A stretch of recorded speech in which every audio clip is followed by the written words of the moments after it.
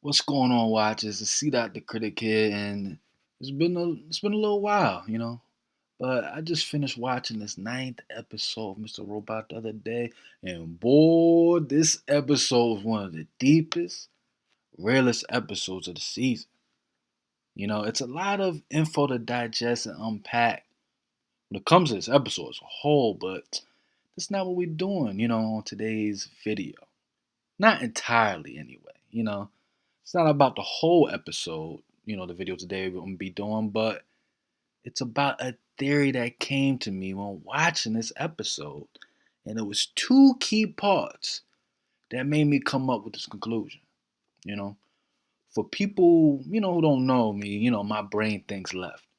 I mean, when everybody else is going one way, I'm going another.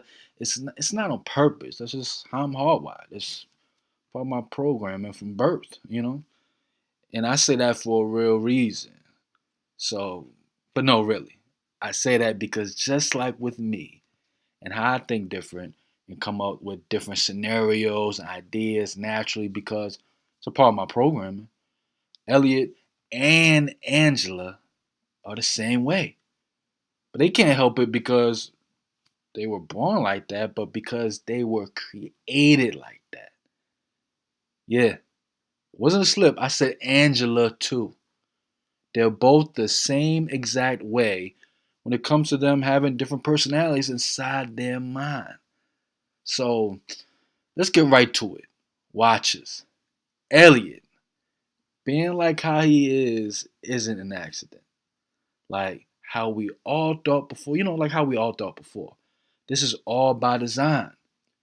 Mr. Robot, I feel like Elliot's dad works for the Dark Army, and I feel like he was the one spearheading the whole project for White Rose.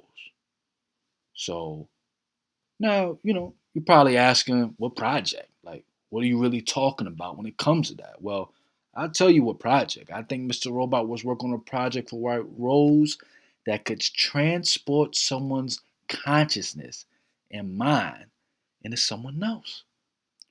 I feel this was Mr. Robot's greatest accomplishment, other than Elliot, I'm sure he'll say, but this was his greatest achievement. And White Rose looked at this as a way to, I feel like, cheat death in a sense. This can really be looked at as immortality. Even though your body is no longer here, your spirit is, as they say. But with this theory, your actual mind will be another person's, able to take and overwrite their own, almost like a virus. At this point, Mr. Robot, the show, will basically become the hacker, nerdy version of Get Out, if my theory is correct on this one. You know, so now why. We don't know why White Rose killed Elliot's dad back then, but I think they said in the ninth episode of the third season about how they killed his dad, and it's time for Elliot to go too in the same way after they got help from him. So, and it makes sense because who wouldn't? You know what I mean? Like, who wouldn't when you don't even need Mr. Robot? You don't even need Elliot's dad anymore. They were done with him. So, I think I think that's like a main key.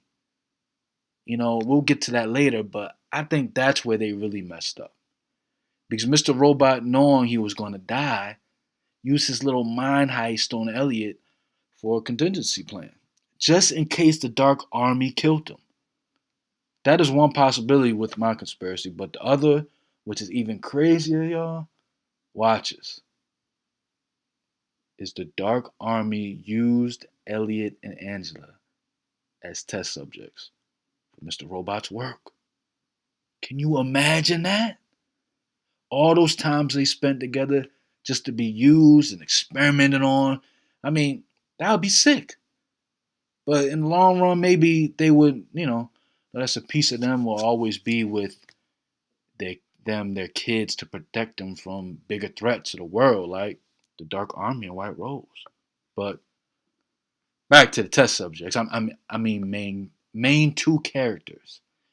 that if this theory is true, watches, the internet might crash for a week. A week. These two have always been connected, and the only reason was both their parents died because of Evil Corp. That's all we ever really knew as fans. But now with this mind heist or mind hack, type of theory, it makes sense on why they always feel this different level of connection. Always why Angela has been freaking out these last few episodes.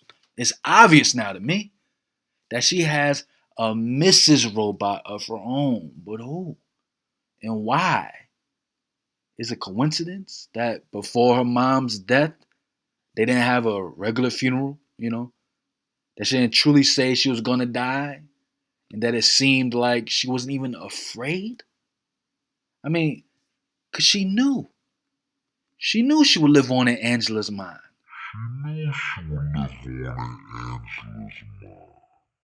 She is Mrs. Robot. This was all calculated and planned from the beginning.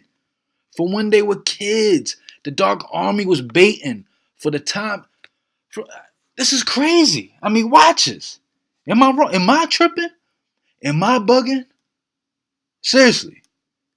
They was waiting for the time for them to become grown. Giving them a fake story of their parents dying of cancer. Something like that can give them motivation to destroy the company they needed to destroy the whole time.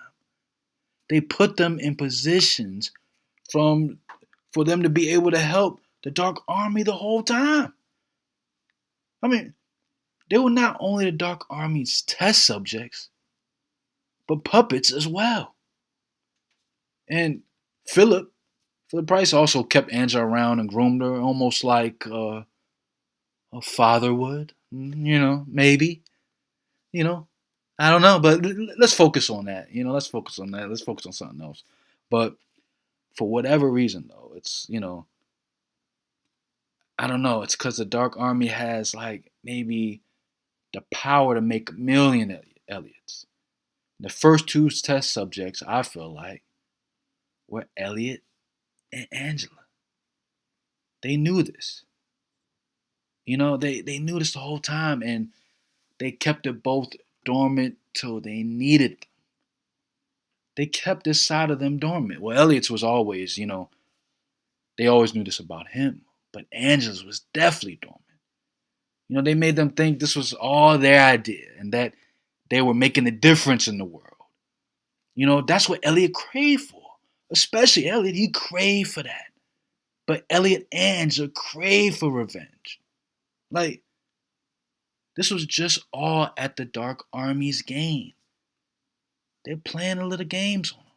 Just like with Elliot, the real reason why I feel like White Rose admired him so much, not because of just his potential alone, but because he has the brain of not only a genius, but two geniuses.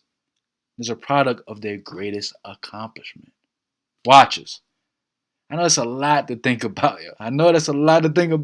But tell me what you think. And before I go, this is like a little side theory I have, and I'm gonna be doing a little something on it later down the road, but this is nothing more than a feeling I have. But I feel like when Angela got picked up at the end of the ninth episode, the third season, she would not be picked up by a Dark Army like everyone thinks, but by Philip Price's people. For some strange reason, I feel like Philip Price has looked out for Angela since she was young. Maybe had a relationship with someone who worked at his company. I mean, I don't know, watchers, but hey, hit me up on Twitter. To see that, hit me in the comments and tell me what you think about this. Can't wait to the season finale. It's man, but let's see that the critic. And until next time, watchers provide the wisdom. Stay real, keep watching.